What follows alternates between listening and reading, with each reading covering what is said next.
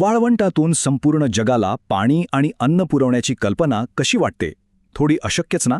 पण आज आपण एका अशा देशाबद्दल बोलणार आहोत ज्याने एका खूप जुन्या, मोठ्या आव्हानाला एका आधुनिक, जागतिक संधीमध्ये बदललंय. ही फक्त वाळवंट फुलवण्याची कहाणी नाहीये, तर जगाला एक नवी दिशा दाखवण्याची ही एक गोष्ट आहे.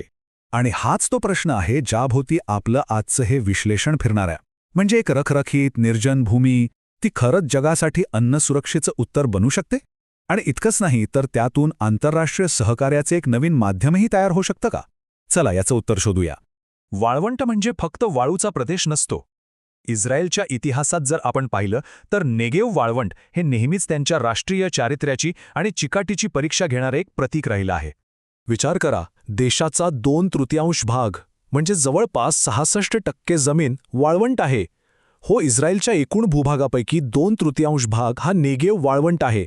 म्हणजे देश स्थापन झाल्यापासूनच त्यांच्यासमोर हे एक असं आव्हान उभं होतं ज्याकडे दुर्लक्ष करणं शक्यच नव्हतं.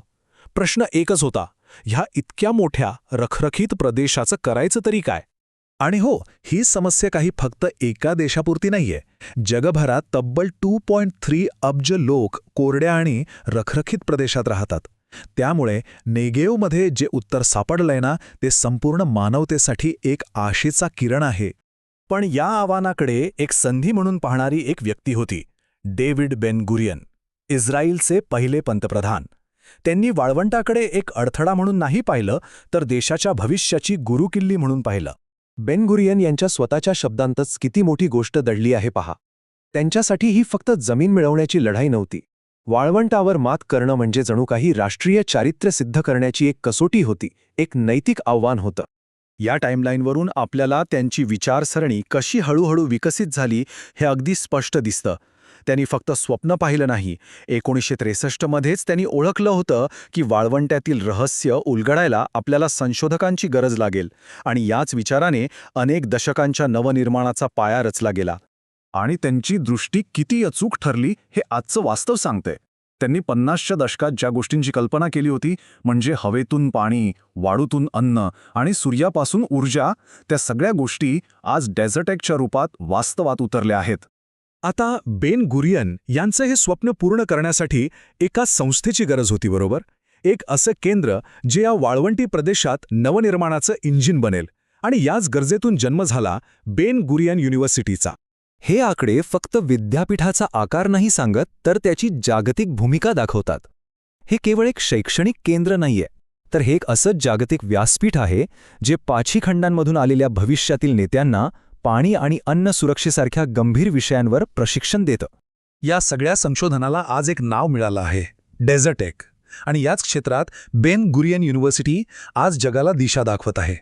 हे एक प्रकारे सिद्ध करत आहे की तंत्रज्ञानाच्या मदतीने कोणतंही भौगोलिक आव्हान पेलता येऊ शकतं.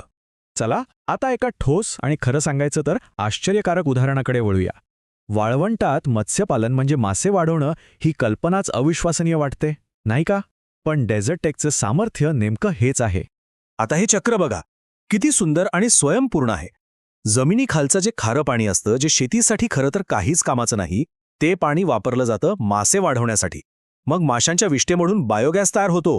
आणि गंमत म्हणजे हाच बायोगॅस परत वापरला जातो संपूर्ण सिस्टमला चालवण्यासाठी, म्हणजे वीज निर्माण करण्यासाठी. यालाच म्हणतात एक परिपूर्ण सर्क्युलर इकॉनॉमी. काहीच वाया जात नाही. आणि अशाच नाविन्यपूर्ण प्रयोगांमुळे एक जबरदस्त सत्य समोर येतं. इस्रायल हा जगातला एकमेव देश आहे जिथे वाळवंट वाढत नाहीये, उलट कमी होत आहे. विचार करा, जगात जिथे वाळवंटीकरण ही एक मोठी समस्या बनलीये, तिथे ही प्रक्रियाच उलटवण्यात यश आलं आहे. पण हे ज्ञान आणि तंत्रज्ञान फक्त इस्रायलपुरतं मर्यादित नाहीये. आता आपण हे पाहूया की असा जागतिक स्तरावर कसा उपयोग होतोय आणि त्यातून मुत्सद्देगिरी आणि मानवतावादी कार्याला कशी मदत मिळत आहे. आजच्या जगात पाणी आणि तंत्रज्ञान हे आंतरराष्ट्रीय संबंधांचं एक नवीन चलन बनलं आहे. जेव्हा देश पाण्याची किंवा अन्नाची समस्या सोडवण्यासाठी एकत्र येतात, तेव्हा ती केवळ एक तांत्रिक देवाणघेवाण नसते. त्यातून सहकार्याचे आणि सौहार्दाचे मजबूत पूल बांधले जातात. आता एका भविष्याकडे झेप घेणाऱ्या प्रकल्पाबद्दल बोलूया. रमून क्रेटर नावाच्या ठिकाणी मंगळ ग्रहाचं सिम्युलेशन करणं. हे वाळवंटी नवनिर्माणाचं एक असं उदाहरण आहे जे आपल्याला थेट भविष्यात घेऊन जातं. पण गंमत म्हणजे हा मंगळ प्रकल्प केवळ अंतराळ संशोधनासाठी नाहीये, त्याचं खरं उद्देश पृथ्वीवर आहे. मंगळावरील अत्यंत कठीण परिस्थितीसाठी जे तंत्रज्ञान विकसित केलं जातंय तेच तंत्रज्ञान पृथ्वीवरच्या वाळवंटात राहणाऱ्या 2.3 अब्ज लोकांच्या समस्या सोडवण्यासाठी अधिक प्रभावी ठरतं.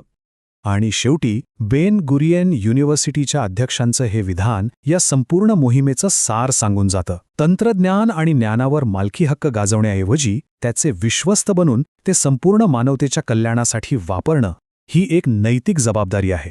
आणि मला वाटतं हीच या सगळ्याच्या मागची खरी भावना आहे.